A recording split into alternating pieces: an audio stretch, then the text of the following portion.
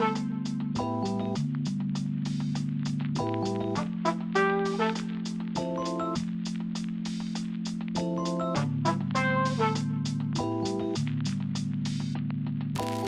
the show, it includes 14 artists, 16 works. There's 3 curators, so myself and Stephanie and Peter.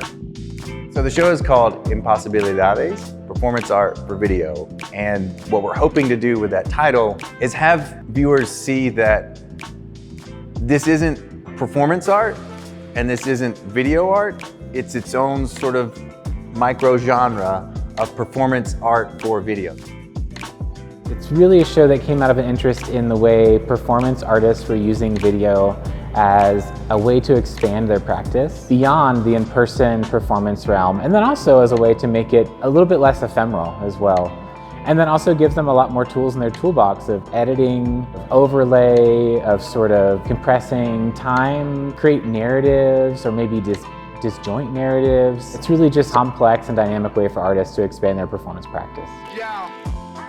So these are artists that are from different parts of the North American continent, and many of them are considering the history of their place, the history of their own lineage, and then kind of creating new futures as well, or asking us to consider what the future of these places can be. So there's works that talk about gentrification, and it is like that perception of how it is affecting local communities. I think it goes around colonization, coloniality as an ideology and all the consequences that come from it. There is works that are set and work with the landscape. There's also feminist artists that are using elements that are so simple, but they are so subtle and yet they are so complex. Or Javier Ocampo working about like how complicated and how absurd is like trying to reach justice in different circumstances that happen in Mexico, and particularly in Morelos.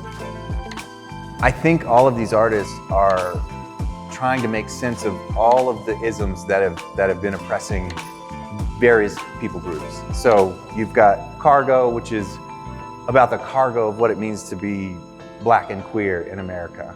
Jose Villalobos, what does it mean to be an immigrant and come to the US, and the weight of the river. One artist that was in the show that we curated previously is Lily McElroy. So she has this work behind me called A Woman Runs Through a Pastoral Field.